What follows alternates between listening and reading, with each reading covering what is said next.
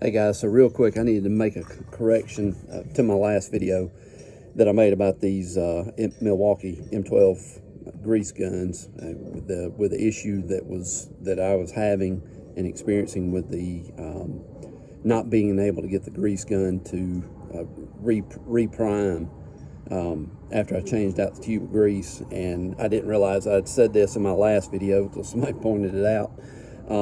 But when you are changing out tubes of grease, it's not necessary to remove the end of the grease gun when you pull the stem, pull the plunger out and down. Once you retract it, all you've got to do is lock it in place just like you normally would and screw the whole canister off as one unit. It's not necessary to take this end cap off, and my apologies for stating that in the last video. But the issue again that I was having with this grease gun not priming, I changed the tube out and I couldn't ever get to reprime. And what I finally figured out was happening is this the rubber grommet or plunger this on the end of your grease tube that pushes the grease up through the tube.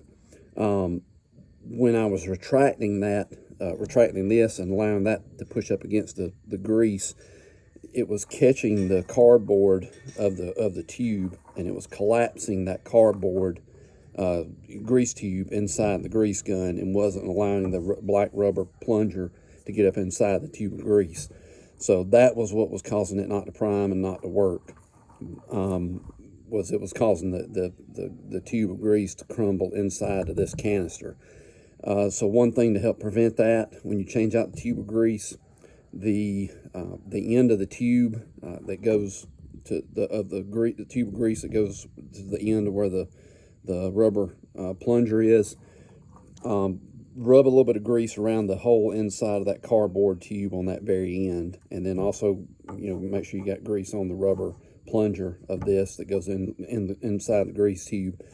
And just when you release this to start back using it, and just let it ease, just as gently as you can, kind of go up in there until you feel it, kind of go in place, and then it should get up inside there. But if you change out that tube of grease and you cannot get this grease gun to reprime, even if you hold this air bleeder and pump it and you can't get to reprime, that's probably what's happened, is it's collapsed that cardboard or that tube of grease inside of this canister, and it's not letting the plunger get inside the tube of grease and push the grease to the end of the tube. So anyway, that was my experience of what happened, and there again I wanted to correct myself, because my last video I had my instructions were that we're supposed to screw the end of this canister off to change it. It's not necessary. You don't have to do that.